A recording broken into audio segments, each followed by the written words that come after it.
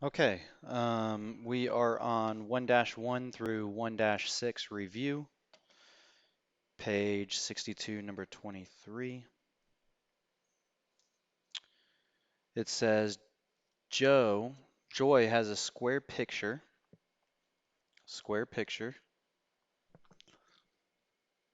that is 4 inches on each side. The picture is framed with the length of ribbon. She wants to use the same piece of ribbon to frame a circular picture.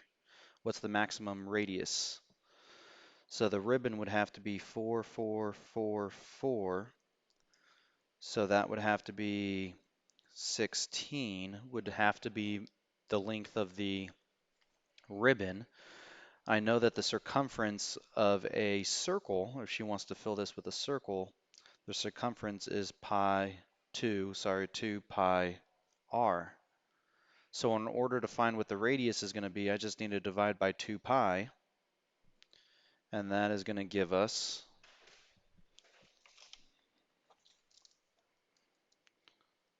16 divided by 2 times 3.14 gives me, sorry, 16 divided by 2 times 3.14 gives me 2.54.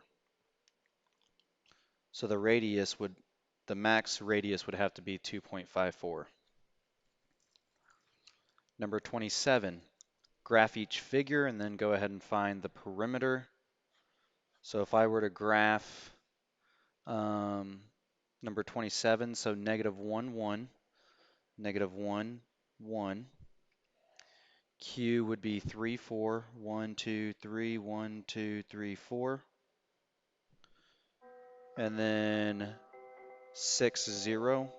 So 1, 2, 3, 4, 5, 6, 0. And 2, negative 3. So 1, 2, 1, 2, 3, negative 3. So this is my shape. If this is my shape, this looks like a square or a rectangle, sorry. Um, or actually, it's a square. So I know that if this is a square, if I find the distance of one side, then I found the distance of all the others. So I'm going to go ahead and use my first point, negative 1, 1, and I'm going to use my second point, 3, 4. So 3, 4. So I went over 1, 2, 3, 4, so I went over 4, so I'm going to actually use Pythagorean theorem, 4 squared, and then I went up 1, 2, 3. So that would be 16 plus 9 would give me 25, so the square root of 25 would be 5. So every side length of my square is 5.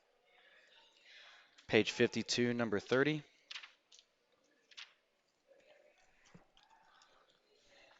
If measure angle, so on number 30, if measure angle JNP, so if this is 3x minus 15, JNL is 5x plus 39, so these will add up to 180. So they are supplements of each other. So I know that I'm going to take 3x minus 15 plus 5x plus 59 equals 180. So this is algebra, so instead of telling you what it is and solve, x is going to be 17, so you should get 17 for x, but I want you to show the work. If you don't show the work, then I know that you are just writing down what you see. Number 36 is 4 and 7 vertical angles. Can we determine this based off of what we see? So angle 4 and angle 7. Yes, because these are straight lines. So 36 would be yes, they are vertical angles. Number 37, angle 4 and angle 8. Angle 4 and angle 8, are those supplementary? And we can say yes because this is a straight line. They have to be supplementary. And then it says P is perpendicular. So 38, so P is perpendicular to T, and I know this is true as well because of this little box. So all three of them are yes based off of the information that we were provided. Page 51, number 24. So page 51, number 24.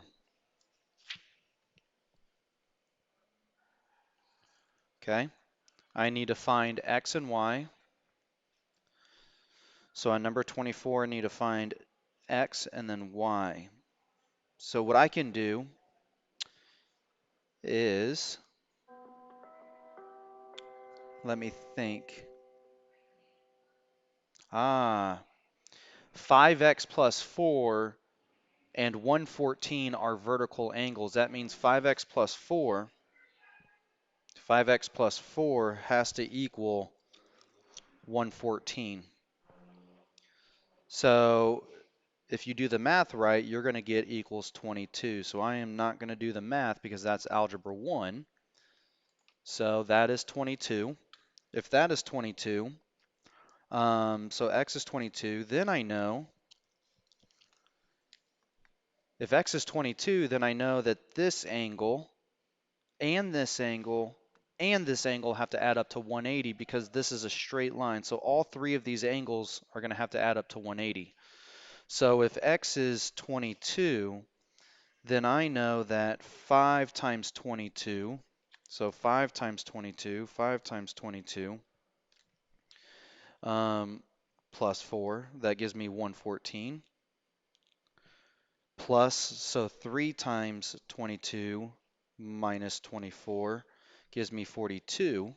So 114 plus 42 plus 2y has to equal 180 because it's a straight line for all three of those.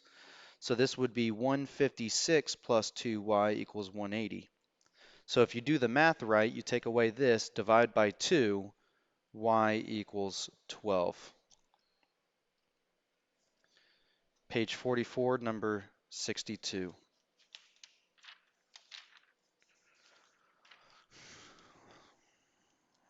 It says find the distance of the pairs. On number 62, I give you 1 and then I give you 1/4. And then I give you -3, 7/4. So I'm going to use the distance formula. So x1, y1, x2, y2. What I'm also going to do is I'm going to find these decimals when I get there. So so this would be x2, sorry, so -3 minus x1 squared plus y2, so 7 divided by 4, or I could actually, I'm going to keep these as fractions because 7/4 minus 1/4 squared. So this would be -4 squared plus, this 1 is 6, so that'd be 6/4 squared. So this would be 16, and then 6 divided by 4 gives us 1.5. 1.5 squared gives us 225, 2.25. So 16 plus 2.25 gives me square root of 18.25. And if I take the square root of that, because they said round to the nearest hundredth, if I take the square root of 18.25, I get 4.272.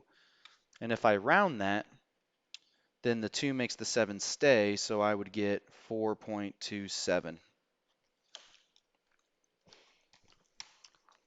Number 64. So number 64 says RS is set, so S is in between RT, so RT, S is in between somewhere. So RS would be 7A, so RS would be 7A. ST would be 12A, and the entire thing is 76. So that means 7A plus 12A has to be 76. So that gives me 19A, divide by 19. 76 divided by 19 gives me 4. So A equals 4, and then they say go ahead and find ST. ST is 12 times 4, so 12 times 4 is 48. So ST equals 48. And then 75. On number 75, this is algebra, so I'm not going to show you the work, but on 75 you should get 17.3 repeating or 17 and 1/3. That is just algebra. And we are done.